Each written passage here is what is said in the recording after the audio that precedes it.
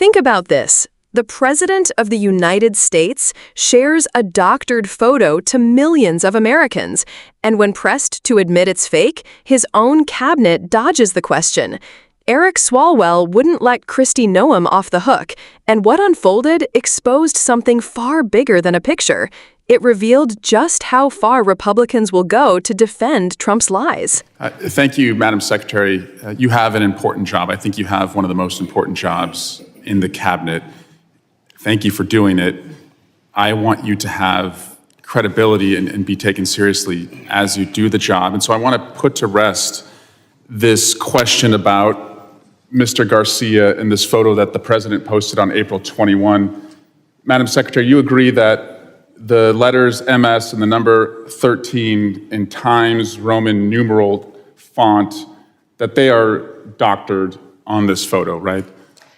Congressman Abrego Garcia. No, I'm just asking about this photo. It wasn't based off of tattoos. It was based off an entire case. And I'll accept that case against him. For the purpose of this question. You agree, though, that this is doctored. Is that right? The same protocols that are Madam applied Secretary, to every I want you to have with credibility, law and enforcement. I want you to be taken seriously. Is this doctored or is it not doctored? I am taken quite seriously. Is it doctored or not doctored? With the importance that the president has given me to Garcia is not a wife beater. No, ma'am. But he's not a criminal. He's not a human trafficker. And he's not a member of MS-13. You vouched for Mr. Garcia when your team said, ma'am, you vouched for him when you said he was mistakenly deported. I didn't vouch for him. I did not say that. He should have been deported. Absolutely. It's so telling that you won't look at the photo. And we will not be bringing Was him back it to doctored or not? In staying here, can you look to your right at the photo in front of you?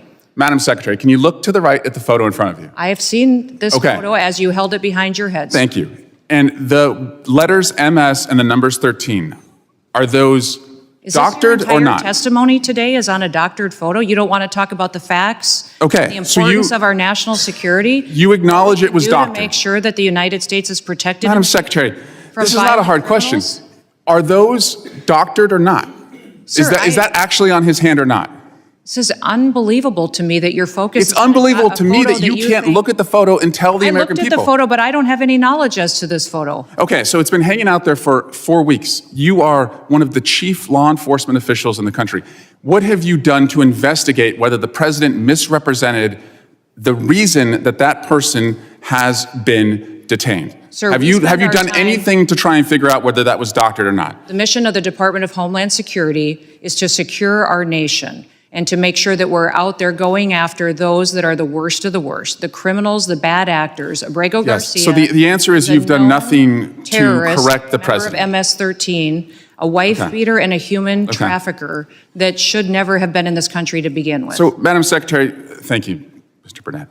2 weeks ago, your agency deported a 4-year-old American citizen in a stage 4 cancer battle. What are you doing to get him back to the country so he can get his treatment? Congressman, this mother wished to keep her family together and to take her child with her. So as every single person is given the opportunity to, medical care is given throughout the process. Okay. So it sounds like nothing. For this child, medical care was confirmed in their home country so that it would continue, and those treatments and whatever needs were needed to be had into the future were confirmed to be provided there before. That child's home country is the United States. Do you believe you have a right to deport a U.S. citizen? That mother chose to keep her family together, and that is what President Trump is focused on. That's not the facts of the case. Yes, it is the facts. Madam Secretary, moving on. Confirmed that she wanted to keep her child with her, and our families and parents are given that ability to keep their children with them when they return to their home countries. Madam Secretary, do you have a right to deport a U.S. citizen? No, we do not deport U.S. citizens and have not deported U.S. citizens. Except the 4-year-old that we just referenced. That mother chose to keep her child with her, and that is her prerogative, and the law was followed in allowing her the opportunity to do that. So, Madam Secretary, I'm a former prosecutor. I have put people away for life sentences who are gang members. I don't need to wear costumes to show how tough I am. What makes me different from you is when I put those individuals away, I did it with the weight of the law behind me. And I yield back.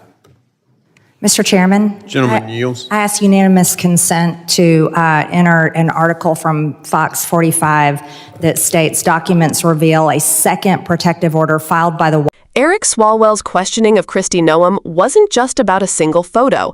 It was about something much bigger. truth, credibility, and the dangerous willingness of Republican leaders to defend Donald Trump's lies, even when the evidence is sitting right in front of them.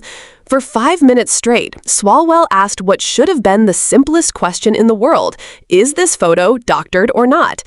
The image in question is the one Donald Trump posted of Abrego Garcia, a man accused of crimes, but with one glaring problem.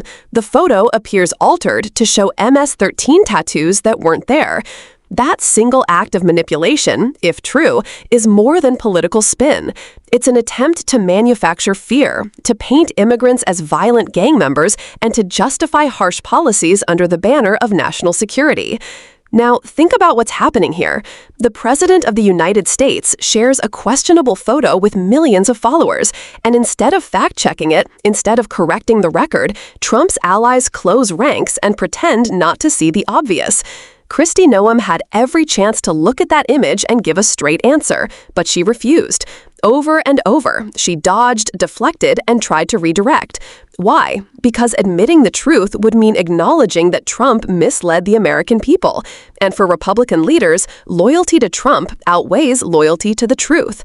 Swalwell didn't let up. He pressed, because this isn't just about politics. This is about credibility.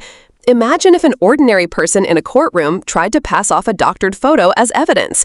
It wouldn't just be dismissed, it would raise questions about the entire case. But here, when the president does it, his defenders don't investigate, don't clarify, don't hold him accountable. They circle the wagons and hope no one notices. And the stakes couldn't be higher. We're not talking about a harmless Photoshop prank. We're talking about propaganda, images altered to stoke fear and shape public opinion about immigrants, about gangs, about who belongs in this country. If the public is fed fake evidence, how can they make informed decisions? If leaders refuse to call out lies, how can democracy function? Swalwell's persistence highlights something essential. Democracy depends on truth. Oversight isn't about scoring political points. It's about protecting the public from abuse, manipulation, and corruption. When elected officials dodge questions as simple as, is this doctored or not, it tells us they've abandoned honesty in favor of blind partisanship. And here's the human side. Behind every photo, behind every political stunt, are real people. Abrego Garcia isn't just a prop in Trump's fear machine. He's a human being. And more broadly, immigrants across America, families, workers, children, become targets when doctored images are used to paint entire communities as dangerous criminals. That's how prejudice spreads. That's how policies that tear families apart get justified. So the question isn't just about a picture. It's about what kind of country we want to be. Do we want leaders who stand up for facts, or leaders who bend reality to fit a narrative? Do we want truth, or do we want propaganda? Eric Swalwell's persistence should remind us that truth doesn't always reveal itself in one question. Sometimes it takes asking the same question over and over, refusing to let lies slide by, and demanding accountability no matter how uncomfortable it makes those in power. And that's where we come in. Democracy doesn't run on autopilot. It depends on us, citizens, voters, viewers, to notice when leaders lie, to question what we're shown, and to insist that truth matters more than loyalty to one man. So if you believe truth still matters, if you believe leaders should be held accountable when they spread lies, keep paying attention, keep speaking out, and keep demanding better. Because the moment we stop asking, is this doctored or not, the moment we stop caring about the answer, is the moment democracy starts to unravel. If you value truth over propaganda, hit that like button, share this video so more people see what's really happening, and subscribe for more honest analysis that cuts through the spin. Together, we can make sure the truth still has a voice.